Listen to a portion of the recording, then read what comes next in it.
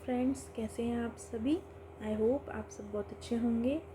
Friends, आज की class का टॉपिक है शहरीकरण एवं इसके राजनीतिक, सामाजिक एवं आर्थिक प्रभाव के बारे में आज हम पढ़ेंगे कि अर्बनाइजेशन की वजह से राजनीति पर, समाज पर, आर्थिक अर्थ पर, है ना, और संस्कृति पर क्या प्रभाव पड़ता है।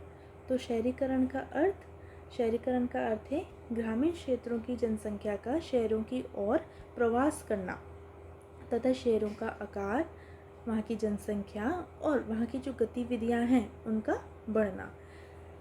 ग्रामीण क्षेत्रों की जनसंख्या का शहरों की ओर आकर के बसना, ठीक है।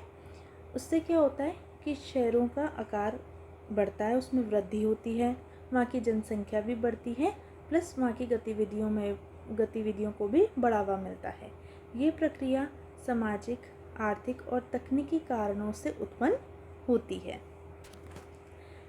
अब शहरीकरण के राजनीतिक प्रभाव कि जो शहरीकरण है उसकी वजह से राजनीति पर क्या प्रभाव पड़ता है। पहला है राजनीतिक जागरूकता में वृद्धि। शहरों में शिक्षा और मीडिया की पहुंच अधिक होने के कारण नागरिकों में राजनीतिक चेतना अधिक होती है, क्योंकि शहरों में उच्च शिक्षा प्राप्त होती है ना, और मीडिया की पहुंच भी होती है। इसी कारणवश नागरिकों में राजनीतिक चेतना अधिक पाई जाती है। दूसरा है वोट बैंक की राजनीति।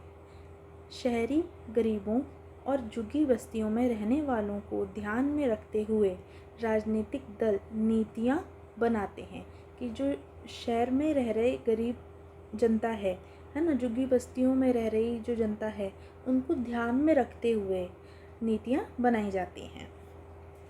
थर्ड पॉइंट है स्थानीय शहरी निकायों का महत्व। नगर निगम और नगर पालिका जैसे स्थानीय संस्थानों की भूमिका बढ़ती है। तो शहरीकरण की वजह से क्या होता है कि जो नगर निगम है, नगर पालिका है, इन जैसी संस्थाओं की भूमिका क्या होती है, बढ़ जाती है। प्रशासनिक चुनौतियाँ। शहरों में कानून व्यवस्था, ट्रैफिक, कचरा प्रबंधन जैसे मुद्दे राजनीतिक बहस का हिस्सा बनते हैं। इस वजह से शहरीकरण के कारण प्रशासनिक चुनौतियाँ बढ़ जाती हैं, इसमें भी वृद्धि होती है। अब है शहरीकरण के सामाजिक प्रभाव, ठीक है। अभी हमने शहरीकरण का राजनीतिक प्रभाव क्या होता है, क्या प्रभाव उसका पड़ता है राजनीति पर, उसे समझा। अब हम समाज पर क्या प्रभाव पड़ता है शहरीकरण का, उसे समझेंगे। पहला पॉइंट है सांस्कृतिक में विविधता, ठीक है। संस्कृति में विविधता का आना।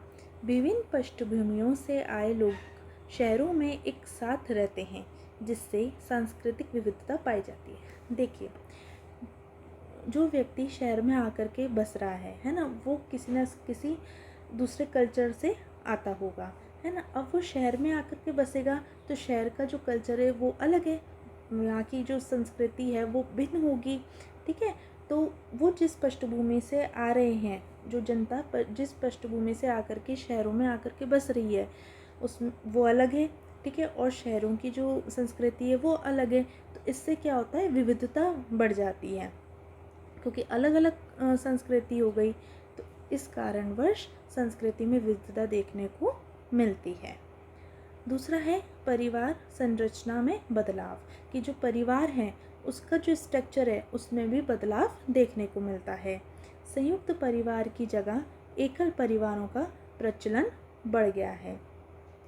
अब कोई भी संयुक्त परिवार में नहीं रहता, सब अलग अलग होकर के रहने लग गए हैं।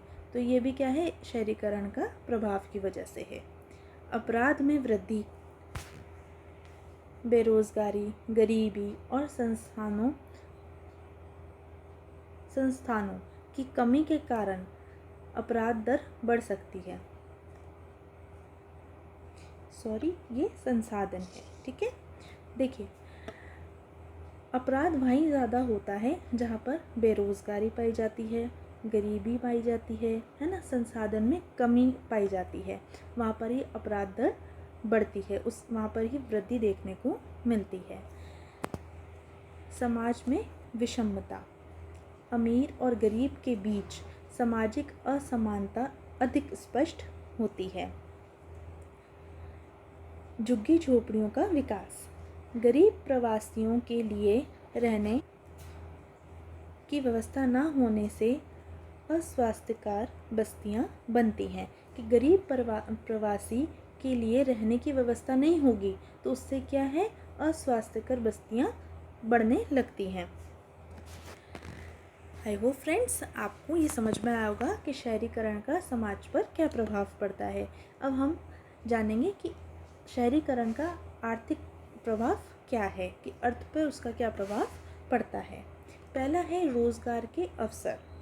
शहरों में उद्योग, सेवा क्षेत्र और व्यापार की उपलब्धता से रोजगार के अवसर बढ़ते हैं। ठीक है, शहरों में क्या है, उद्योग, सेवा क्षेत्र, व्यापार, इनकी उपलब्धता ज़्यादा रहती है, तो इससे रोजगार भी बढ़ता है, इसमें वृद्धि होती है। और जो ग्रामीण क्षेत्रों से आकर के शहरों में जनता बसती है तो उनको इजीली रोजगार मिल जाता है, उपलब्ध हो जाता है। आर्थिक असमानता, कुछ लोग अत्यधिक धन कमाते हैं जबकि कुछ गरीबी रेखा से नीचे ही रहते हैं। भूमि और मकानों की कीमत में वृद्धि, भूमि और मकानों की कीमत में वृद्धि होना, अधिक मांग के कारण जमीन और मकान महंगे होते हैं।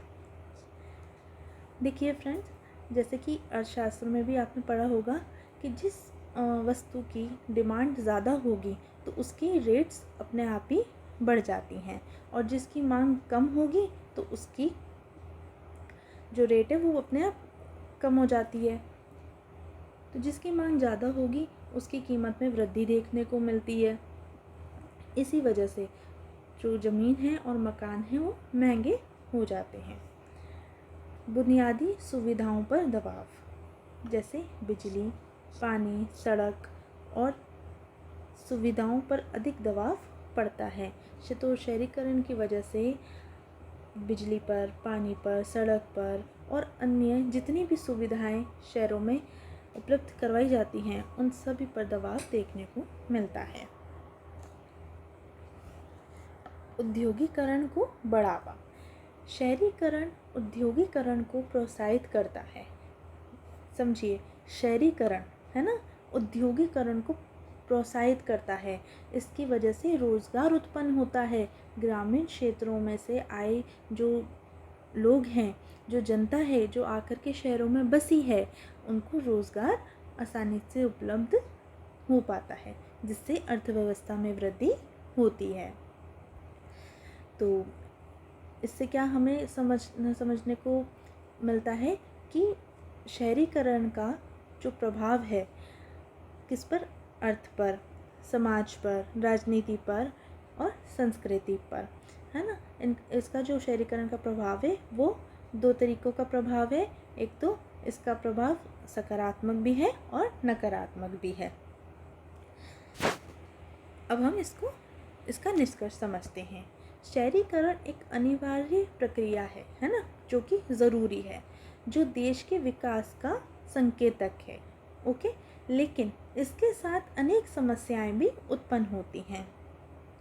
यदि शहरीकरण को उचित योजना और नीति के साथ नियंत्रित किया जाए तो इसके नकारात्मक प्रभावों को कम किया जा सकता है ना। यदि शहरीकरण को उचित योजना के तहत और नीतियों के साथ में नियंत्रित किया जाए, इस पर कंट्रोल रखा जाए ना, तो इसके जो माइनस पॉइंट हैं, नकारात्मक प्रभाव हैं, उनको कम किया जा सकता है और सतत विकास को सुनिश्चित किया जा सकता है।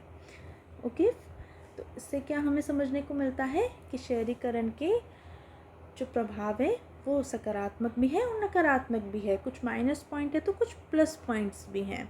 ठीक है, और शहरीकरण एक अनिवार्य प्रक्रिया है जो देश के विकास के लिए संकेतक है।